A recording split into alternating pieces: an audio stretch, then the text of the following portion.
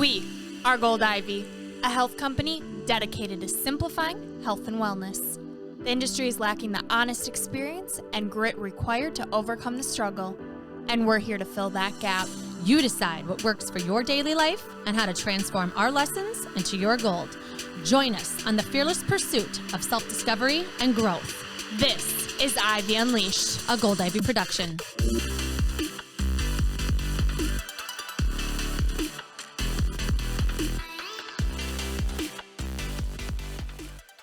Hello, hello. Welcome back. You are listening to Ivy Unleashed. You're here with Brooke and Andrea. How we doing? We are doing great. Oh, I'm so excited for today. Me too. We are giving you guys access to yet another incredible mind, the first dietitian on the show. So excited. She is in California. So jealous right now. So jealous. It's where I want to be. Yes.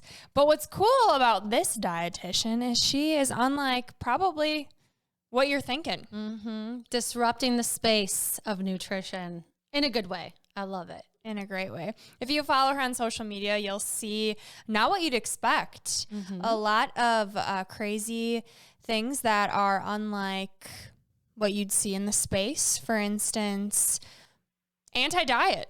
And it's not what you see when you're watching TV and you see commercials about food at all. At all. Which leaves you kind of confused. Mm-hmm. So we have a lot of questions today. A lot of questions. Should we dive right in? Yes, let's do it. So our guest today is a registered dietitian, certified intuitive eating counselor, and has a master's of science in nutrition. Yes. Welcome to Ivy Unleashed, Kathleen Meehan. Hi, thanks for having me.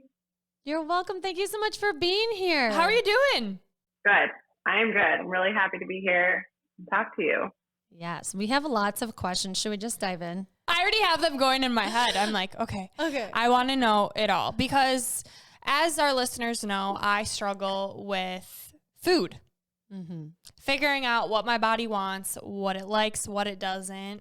Food is huge, not only for me, but for a lot of our listeners and anyone in the space. So, Kathleen, I'm curious. Can you tell us about how you got into intuitive eating? I didn't learn about it in school. I'll tell you that. It was sort of, I stumbled across it a few years into my career and it made so much sense. It really just clicked and it sort of was the missing piece for me, what I had been unable to describe on my own or kind of put my finger on what I needed when I was working with people. But it was really eye-opening to learn that there was this framework that would really support people in a different way. Can you tell us about that framework? I'm so curious how you go to school, you become a registered dietitian, and then you have this and kind of how that works together.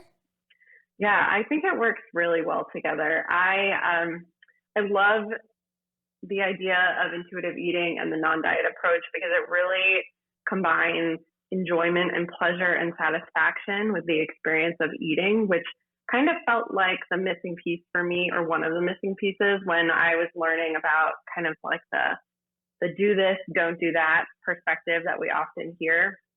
And I really just appreciate that it's more about listening to your body than listening to the external rules or suggestions or beliefs that so many of us have when we think about food or how bodies should be. And it's a weight inclusive approach, which means it really respects people's bodies and where they naturally fall when, you have different behaviors in place that are more about nourishing and less about restricting. Okay. And just for people that don't really know what intuitive eating is and what that would look like to become certified in it, what is it that's kind of the basic framework of how you become a coach or how will you become a certified, instructor on this? Sure. It is the certification process is through two dietitians, Evelyn Tribbley and Elise Resch, and they literally wrote the book on intuitive eating years ago. In '95 was when the first edition came out, and so they have trained a number of not just dietitians, but there's even a training process for lay people if they're interested. But they've trained a number of folks on the intuitive eating approach and sort of what it means to counsel through that lens and kind of help a person either heal their relationship with food or sort of maintain a healthy relationship with food as they navigate through the world. So it gives a little bit of structure and sort of guidance for how to kind of counsel someone along these lines. And I think it is really supported by an ongoing learning process of working with people. And, you know, I get supervision from other dietitians that have been in the field longer than me. So it doesn't feel like it's just, certification and then you're done. You know, I feel like I'm constantly learning in the past few years since I've had that certification too. I'm curious. So a client comes to you, wants to have a better relationship with food in addition to losing weight, and you take this intuitive eating approach. What does that look like when you first get started with someone? Yeah, so I'm very upfront with people that I, as a weight inclusive provider, I also practice within the HAES paradigm, which is the health at every size paradigm. I don't explicitly work on weight loss with people. And so I think it's ethical to be very upfront with that and kind of let people know a little bit about my philosophy. And I think it's really understandable to have an interest in weight changes given the culture that we live in and sort of these pressures associated with the thin ideal, and diet culture is so pervasive, it's really seeped into our healthcare system.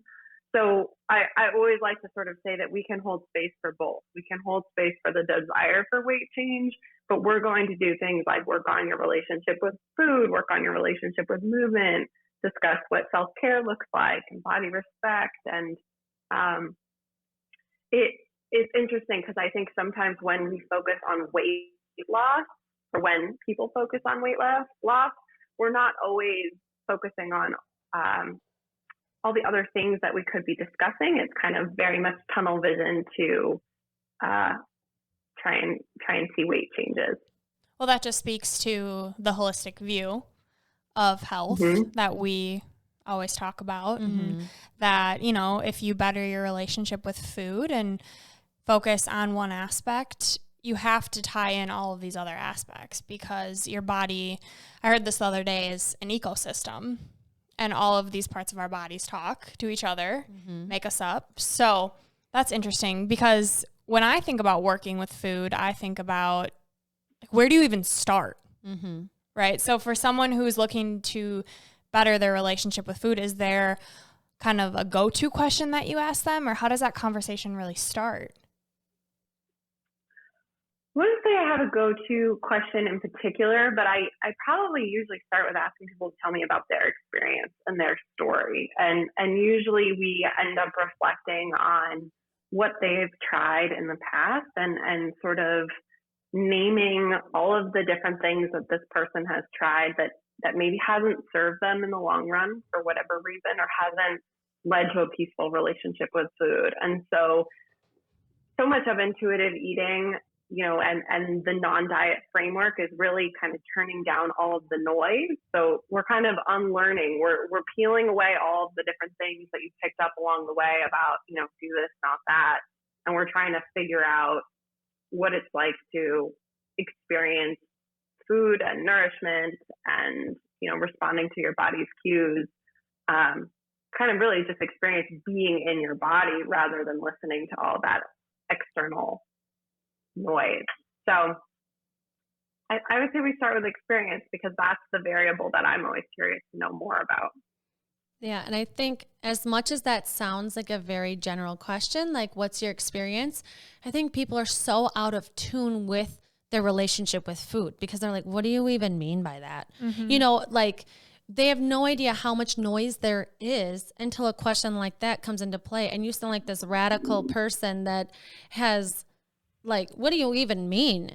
And it's just, it's in our face so much, you know, it's every commercial, every other commercial. And all of my clients have all of these different things they're trying. Oh, have you heard of this new app? Have you heard of this? And I'm like, There are so many apps that I can't even keep track of, having to weigh in every day, having to track everything you're eating, having to put things in a bucket, whether it's good or it's bad, or it's healthy or it's unhealthy. And it's just the way of life in America almost, where we don't even realize it's happening anymore. And so I would love to hear your take on the multiple apps, the multiple commercials, the avenues that are big and trending, and whether it's intermittent fasting, whether it's Noom, whether it's Weight Watchers, whether it's all of these things that are flying at us nonstop. Which one's the best? Which one's the newest? Which one's the most effective? You know, how do you handle when clients bring up these apps and these commercials and maybe what they should be trying instead? You know, how do you handle that? Oh, there's so many different things out there. I think I usually like to relate that back to past experience and kind of asking whether someone has had a similar experience with something like, anything that you mentioned, whether it's an app, whether it's a program, whether it's, something kind of ambiguous and nebulous that doesn't even have a name necessarily. I always like to sort of get curious about what the past experience has been like in relation to that. And what I find is that the conversation often comes back to almost of like, well, that didn't work for me, or that worked until it didn't work. And so that then opens up this conversation about what is sustainable and why. And there's a whole body of research that I find that we don't really talk about a lot that really does sort of name the fact that this isn't, the inability to stick to something like that, whether it's Weight Watchers or intermittent fasting or, low carb or whatever, is not necessarily, it's not an individual failing. It's really something that we can expect based on how our bodies are hardwired. And so I think these conversations get supported by the fact that we have a lot of science to suggest that these things don't work long term. And then we can relate that back to the individual experience and kind of name, like, remember when you felt badly because you felt like you didn't have willpower? That was more so related to your body's response to restriction and these rigid rules. It's not you, it's the program. And it doesn't matter which program it is, kind of how it shows up. Our bodies are going to resist what feels like restriction because it's really a protective mechanism. So, that's sort of my long-winded soapbox of why I really can't endorse any of these products, because they all have the same, at the end of the day, if you kind of peel it back, they all have the same intention, which is more so about weight change than health and well-being. And also money. Mm-hmm. Money. Yeah, trying to sell you a $72 billion industry. Right, and that's what makes me worried for my kids growing up in this world. Like, why can't we put money behind that instead of restriction? Why can't we put money behind sustaining healthy efforts, right? And that's tough too, because that's gray. Mm-hmm.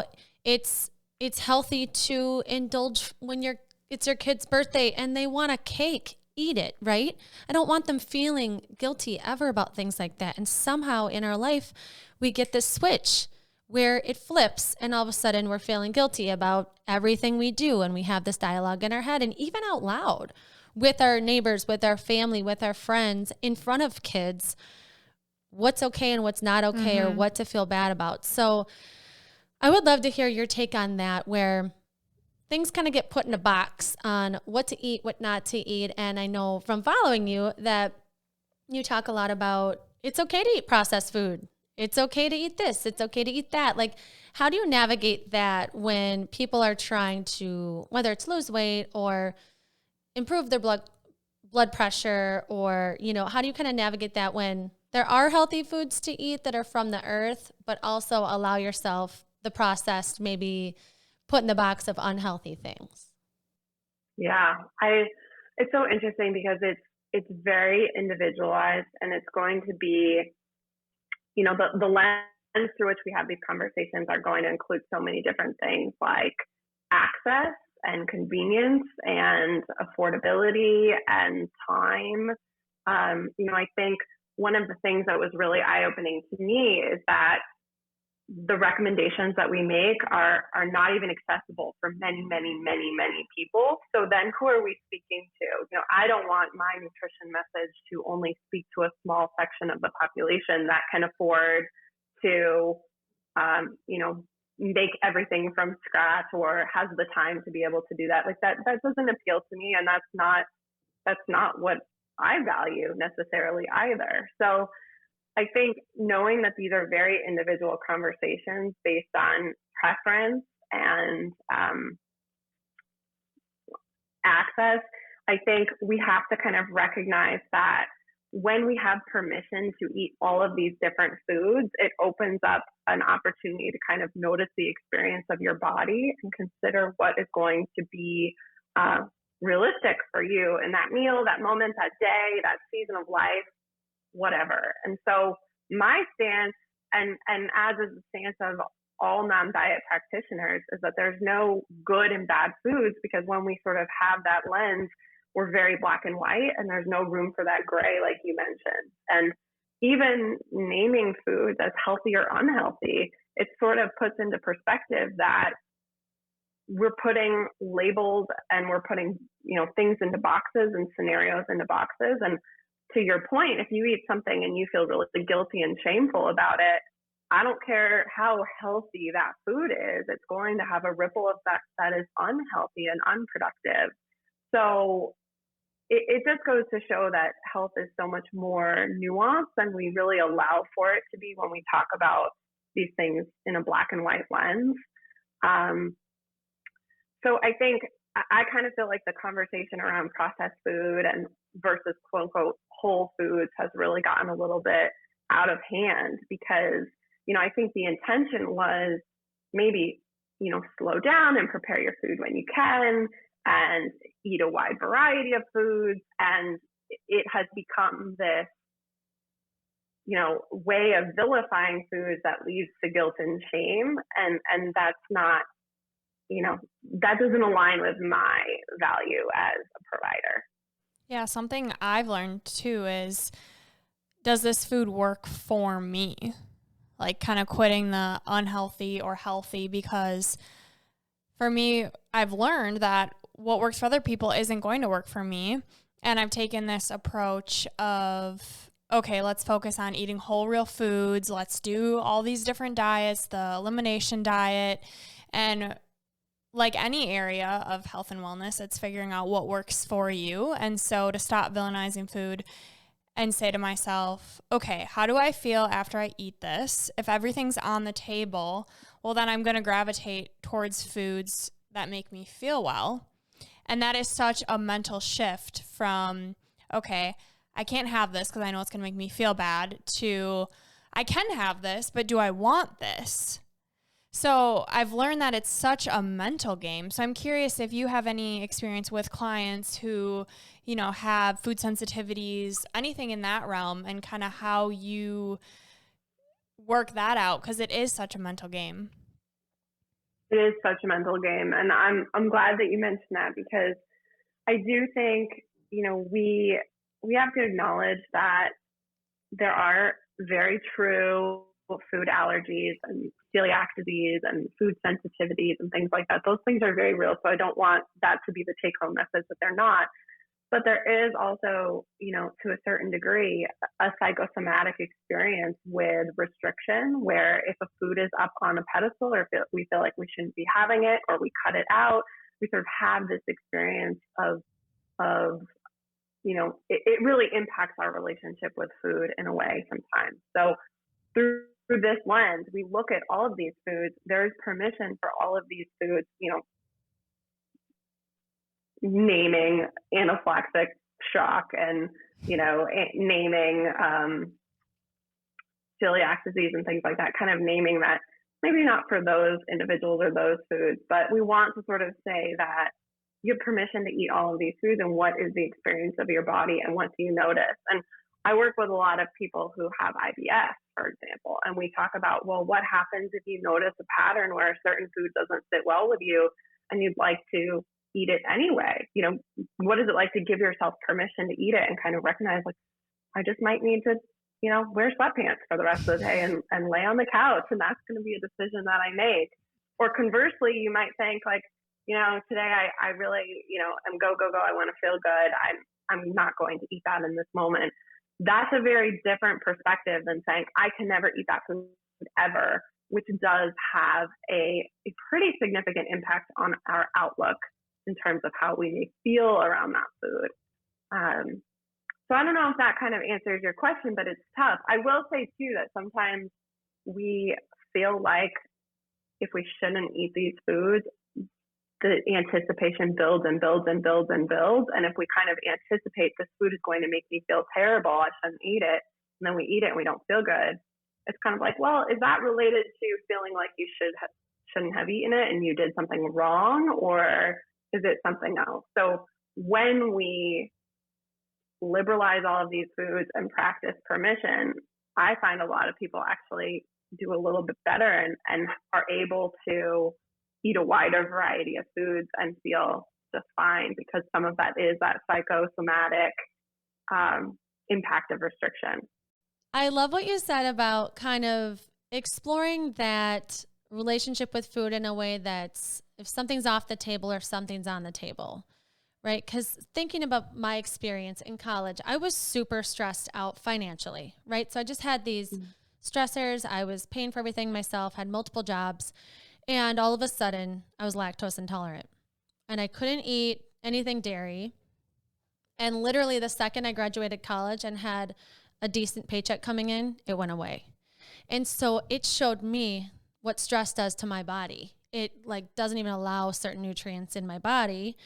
And then I want to use that as an example for my clients, but I totally understand, it's not about me, it's about them. And so I love what you're saying where, I'll ask a client, what if you could eat anything? Do you think that you would be obsessed with Oreos every day of your life if you could just eat them whenever you wanted? Do you think you would eat 45 in one sitting if you could just have them whenever you wanted? And that to people though is so gray and they don't like it. And so I guess I want to ask you how you handle people that are like, I just want a plan. I just want to know, just give me a list. And I'll be like, well, how's that worked out for you in the past? But they still want it. So how do you navigate that when people are persistent about, give me a list of unhealthy or healthy foods, or I want to know how to navigate meal planning or something like that? How do you handle that? I love that question. Let me just say, as a caveat, I'm not the dietitian for everyone. And I sort of like to name that sometimes. If some people really want something, I like to explore, well, what is it that you're hoping to kind of get out of that? But at the end of the day, if somebody wants a 2-week meal plan that's really detailed, I'm probably not the dietitian for them, and that's okay. But all that to say, we definitely talk about things like meal planning through this lens as well, because I think it can be a beneficial or helpful tool to have less chaos in your life. And so what does it look like to meal plan through the lens of permission and being flexible, and sort of how do we make sure that you have all these foods on hand that you may want to eat and are going to, work well for you and your family? And what happens if something comes up where you had this intended plan and you find yourself going through the drive-thru instead? How do we make sure that you're talking to yourself with compassion and flexibility and non-judgmental or non-critical awareness of the experience? So all that to say, I think it makes a lot of sense to have somewhat of a flexible plan, because I think feeling like intuitive eating means complete chaos is really stressful and really kind of overwhelming for people. And that's not what it means. It's just a different framework of kind of taking care of yourself with more flexibility. So that's sort of what I always say to folks, we can work on plenty of things. And if you want, to benefit from some structure, let's talk about how we can do that in a way that's probably different than how you've ever done it before. And maybe it means it'll be more sustainable because it's not something rigid that, doesn't suit your preferences or something like that. So yeah, it's so interesting. Oh, sorry to interrupt you, ahead. But it's so interesting how people aren't flexible about having flexibility in their diet. Like, they want a rigid, tell me what to do. You know, you'd think you would be more likely to want something flexible, to want something to like tune into what you actually desire, you know? So how do you explain, like, someone gets on a phone with you, they don't even know that you're an intuitive eating counselor. How do you explain what intuitive eating is in a way that's like a beginner, you know, starting like, this is kind of how we'll do this? Yeah. I'll say it, to be honest, I don't always necessarily introduce it right away. I sort of ask a lot of questions, and usually I like to start by encouraging people to begin to eat consistently throughout the day and sort of notice their experience as a result. Because if there's any sort of feeling of chaotic eating, a lot of times eating enough and eating, you know, with regularity, so you don't have these extreme, you know, periods of time between your meals or your snacks, or you don't have extreme hunger, or you don't have the blood sugar crash. A lot of people notice that their experience with food becomes a little bit more calm, just kind of like right off the bat, if we can get to that place, which can be really hard sometimes. There can be a lot of barriers to doing that. But that's usually where I start, because then we can sort of say, like, well, what did you notice about that? What was it like for you? What did you notice about what was satisfying in those moments? What sounded good to you when you made a decision around food and to eat, you know, when you're kind of hungry, not ravenously hungry? What was the difference in that experience? So intuitive eating is really just noticing your experience with food in a way. And so by having those conversations, we're kind of doing parts of intuitive eating. So that's usually where I start with people. And then we, you know, in those conversations, we're weaving in like, well, what sounds good to you? What do you think would make you feel satisfied when you're at work? So, you know, you get to have lunch and feel satisfied, and then, you know, do what you have to do. You don't kind of constantly feel like you're not satisfied. You're thinking about food the whole time. Like, what does that look like for people? So usually that's sort of how we weave in preference. And frankly, there's some meal planning involved in that, because you have to have access to food. You have to have, you know, that available in some way. So, you know, there's that access piece again, making sure that's on hand. And then what do we do, you know, in all these different scenarios where, you know, that can be a challenge or a barrier. Kind of sounds like first step, becoming aware, learning how to really listen to your body, what it wants, what it doesn't, when it's craving, and then having a plan. And then if the plan doesn't work out perfectly, to give yourself grace. Does that sound, am I following along correctly? Yeah, you know, I bristle at that word plan just because it feels so wrapped up in diet culture to me. But you're right, it is essentially having a plan. It's having, you know, yeah, it's having a plan. It's having these things available to you so that you can actually nourish your body. And I always tell people, you know, it's really normal to eat again and again and again and again, because our bodies need food. So if we don't anticipate that need, it's probably going to feel chaotic. So what can we do to anticipate your needs? Yeah, I feel like with a plan too, it's something to fall back on, right? So it's life. Things are going to come up. You're a mom, you got kids, you're going to go through a drive-through, you got to feed the kids, you got to eat, you need to live. And then you fall off. Okay, well, you have this plan in place where you know what to do to get back on. Mm-hmm. Yeah, and you can think about your preferences, like she's saying. You can think about, what am I usually hungry for at that point? Or once you're tuned in a little bit more and you're noticing it, you're like, you know what? Baby carrots don't cut it for me at that point. I need something more. Give me the Oreos.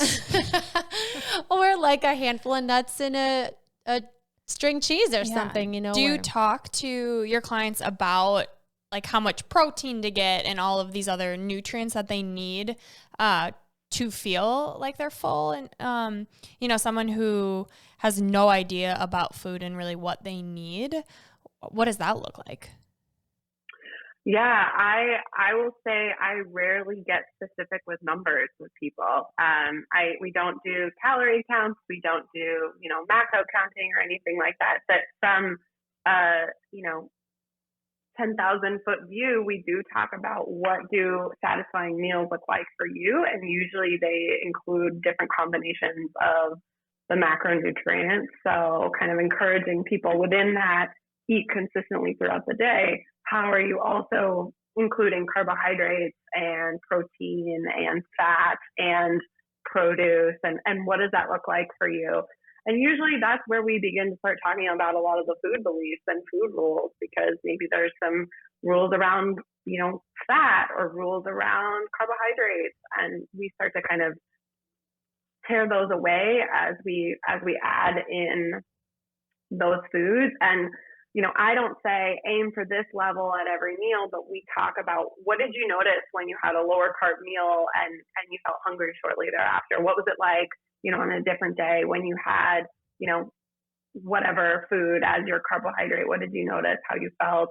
And it's really tweaking based on the individual experience, because my perspective as a dietitian is there's not any one right way for every single person to eat. So if I'm saying, you need this percentage or you need that percentage, it feels like it's a little bit too fine-tuned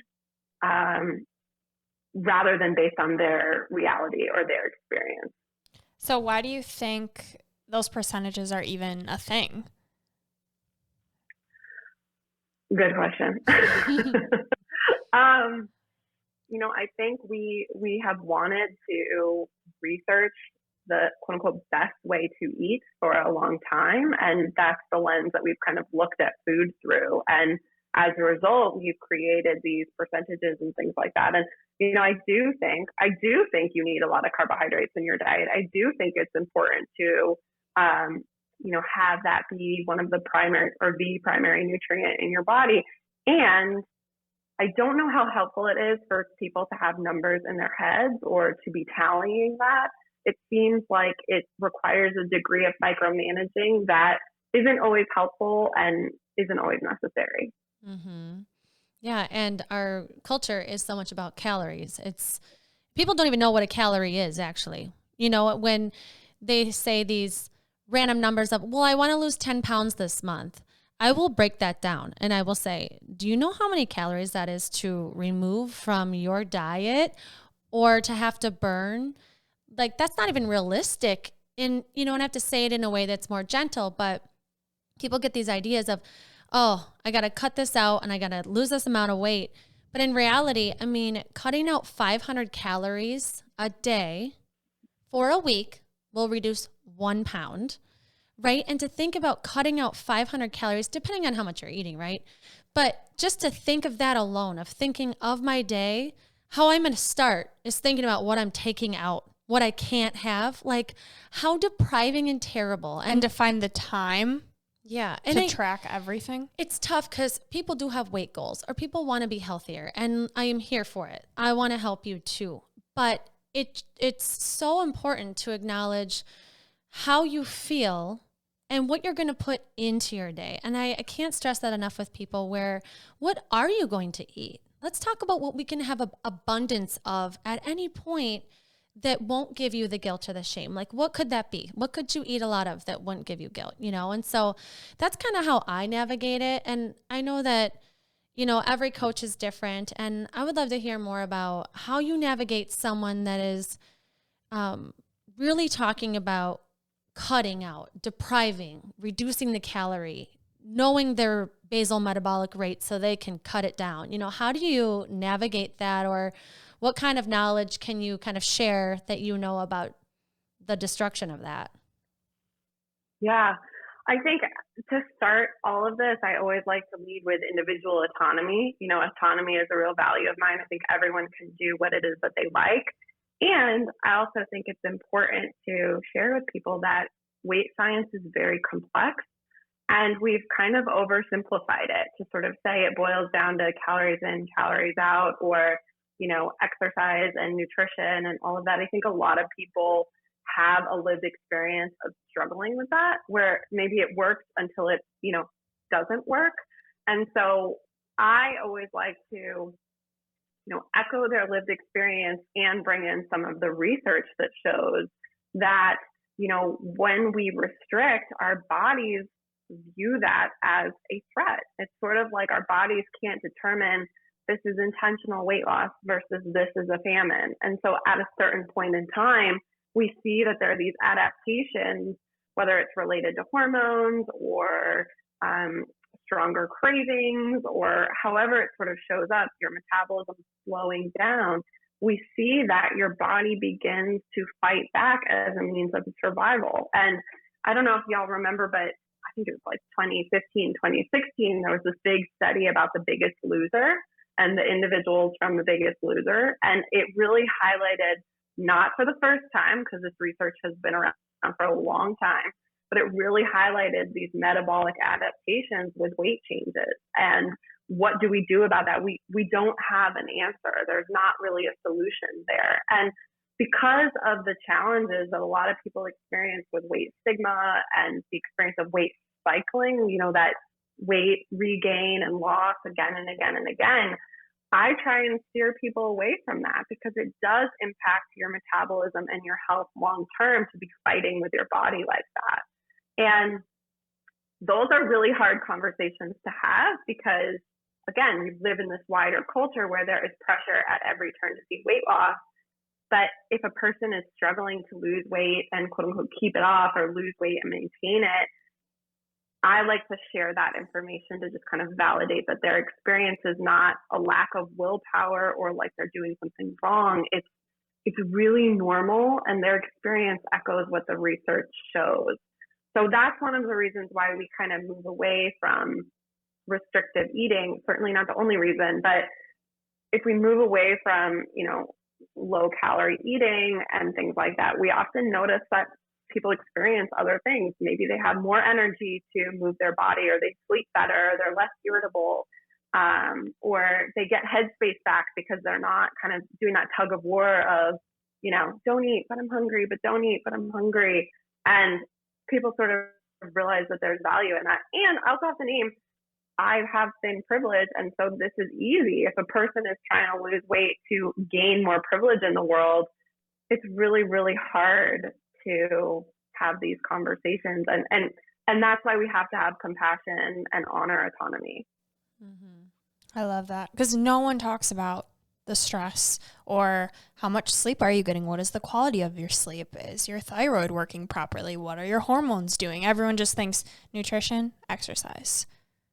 Calorie in, calorie out. Yeah. Well, and I love that you've brought up the access to food too, where we talk about it in a way that everybody can afford and has access to all of the vegetables, and it's just not true. And it's tough. And it's tough when the only access you have to food is a McDonald's or a Taco Bell in your town or something like that, where if you've got to eat, you've got to eat. And sometimes it's not accessible. Mm-hmm. And so I just think there's so many barriers, and I want to just keep talking about so many different aspects of this, because I have so many questions for you, because you bring up so many ways to think about food and ways to think about words that just are thrown at us like all of the time. Like you bring up detoxes and cleanses. I would love to hear your take on how you feel about those and how they affect you.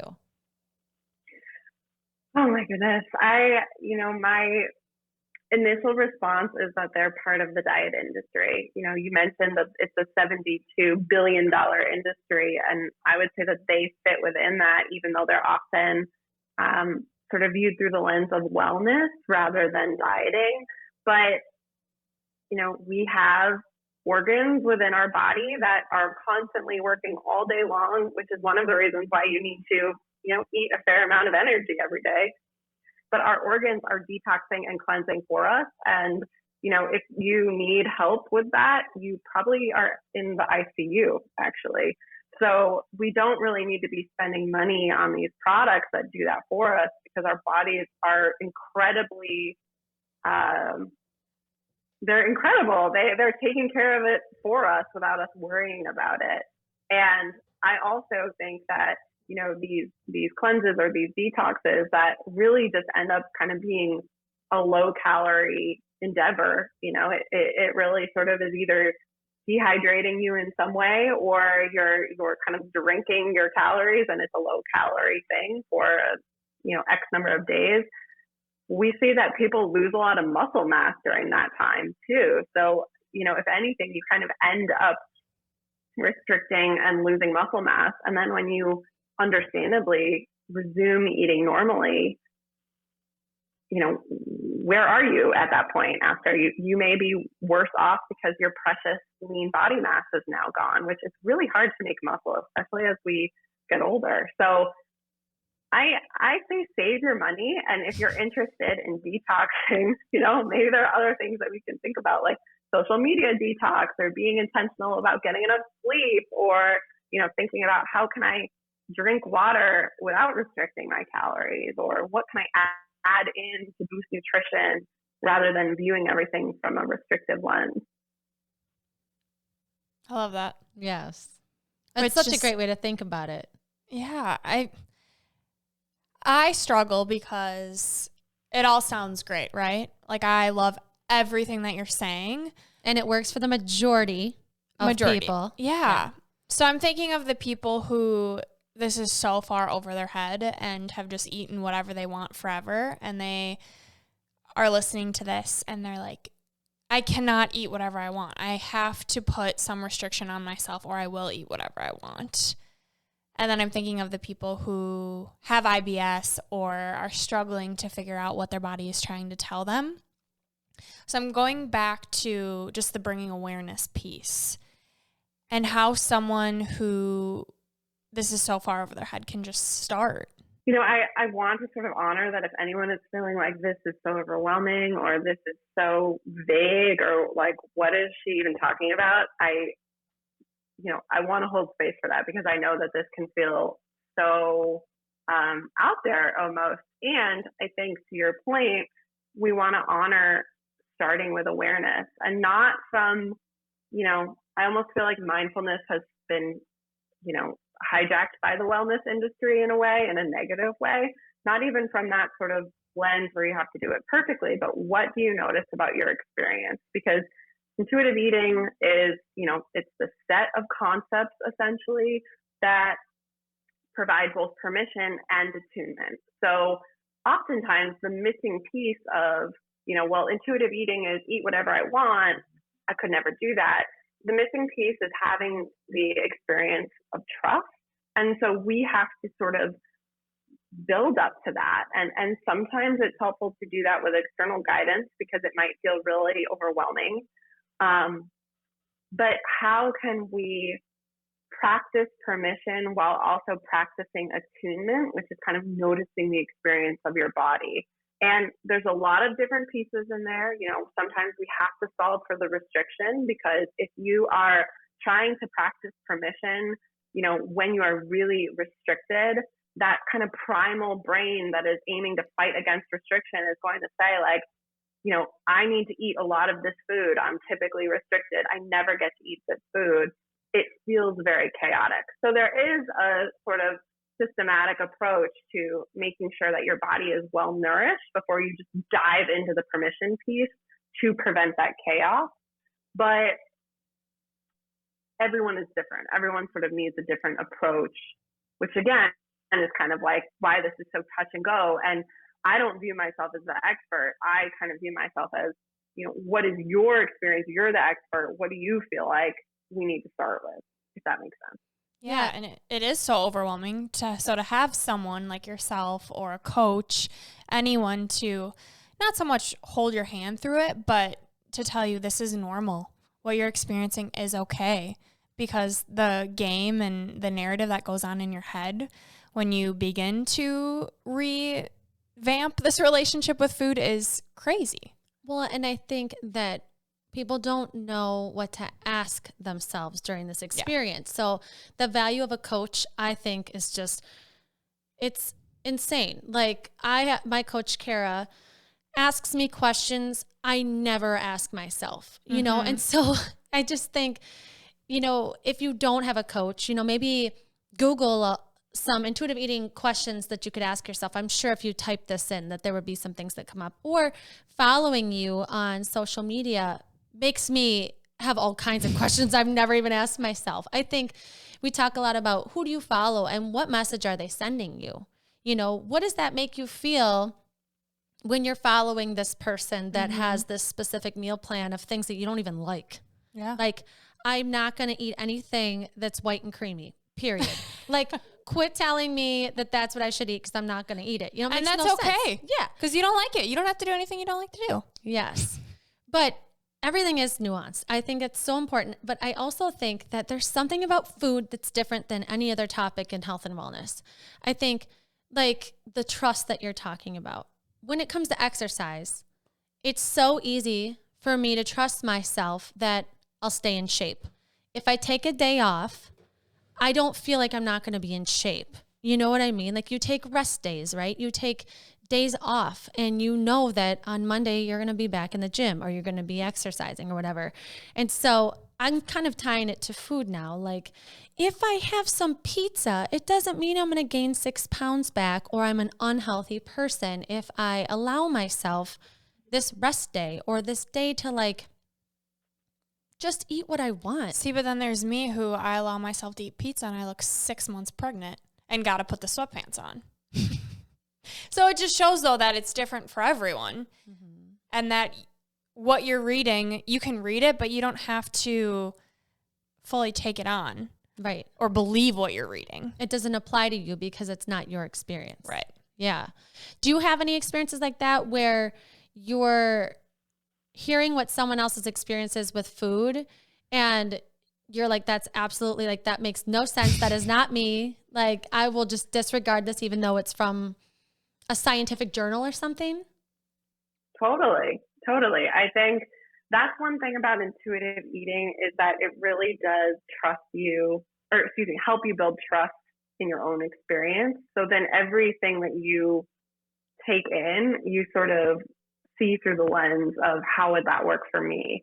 Or, you know, that wouldn't work for me at all. That's not for me. And so it just kind of means that you value all these snippets a little bit less. Like if you see this new like crazy diet on the evening news, but this research study came out, you're kind of like, okay, that exists, but I don't need to do that because that doesn't sound good to me or that's not going to serve me well. And, you know, as I'm saying that, I feel like I need to plug, like, this is an evidence-based approach, and there is so much research to show that practicing permission and kind of healing your relationship with food leads to improved health. So just because you are sort of saying, like, I'm not going to engage in that, doesn't mean that you have worse off health. Like whether you're kind of considering health through a subjective lens or objectively through biomarkers like cholesterol or blood pressure, whatever, we see improvement in the research that has been done. So it's this interesting paradox of investing less in, you know, the sound bites of you have to do this to be healthy, and you actually end up a little bit healthier, which is really kind of fascinating to people. And you know, I also have to say, like, if any of this sounds like, whoa, that's way too much, like, there's books, there's tons of research. If you're a research person, like, there's so much to kind of dive in more about. So I almost recommend anyone who is sort of like, to see what other resources are out there and kind of learn a little bit more about this, because, you know, you can't talk about a paradigm shift in 45 minutes, or however long we've been talking. Yeah. You know, like this is complicated, and I believe in it for everyone if everyone is interested in it. I think a good place to start too is following you on social media. With that being said, where can they follow you? What are your social handles? Thanks. I am on Instagram. I'm the RD Nutritionist on Instagram, and I'm also on Twitter at Kathleen RDN. And most of my content, if you see, shows up in both places because I have my own personal and professional goal to spend less time on social media. So it's not a visually appealing Instagram, but it will get you to think.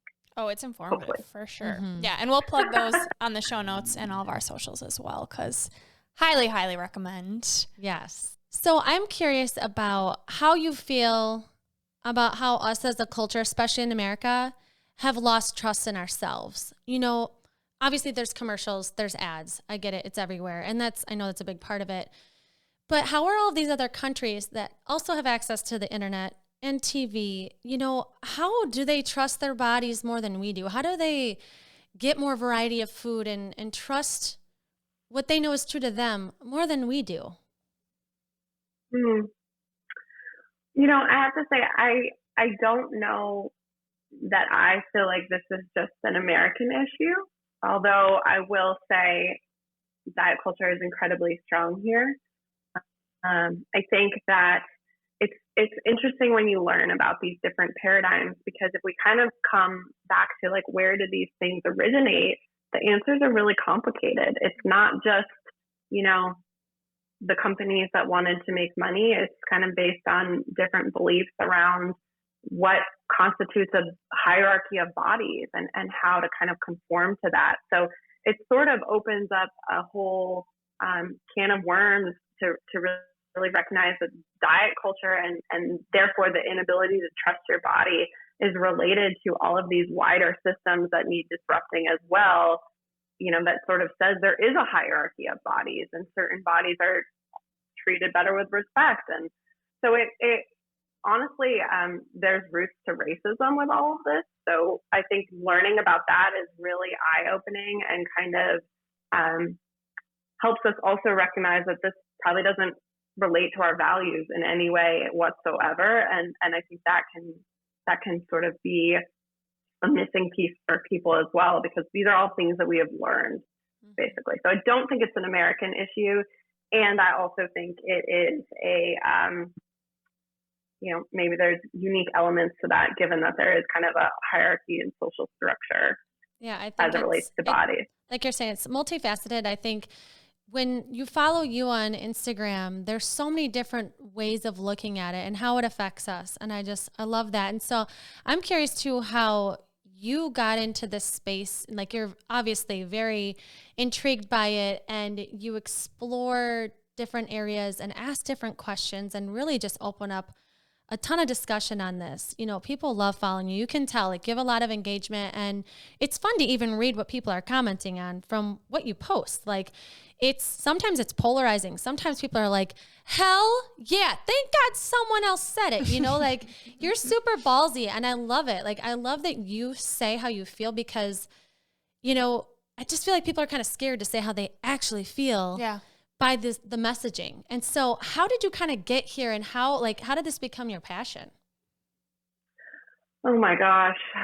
How did it become my passion? You know, I think I've always loved and celebrated food. I grew up in a family that really celebrated with food, and food is just a joy and it's so communal.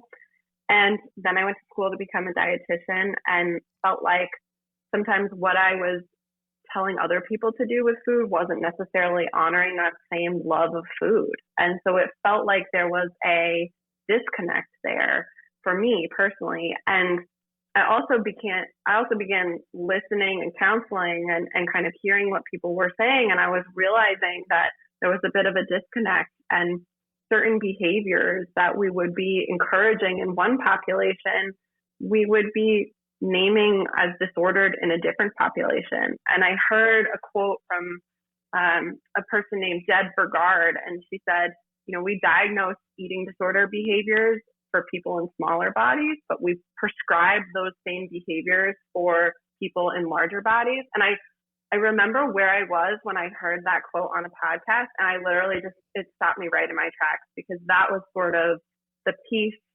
that had been missing. It was sort of what I was recognizing that really I felt a cognitive dissonance over. You know, on one hand, if someone is excessively exercising, we sort of get concerned about that if they're in a smaller body, but that's what's praised in order to maintain weight change for folks in larger bodies. And so, you know, that's just one example, but there are many.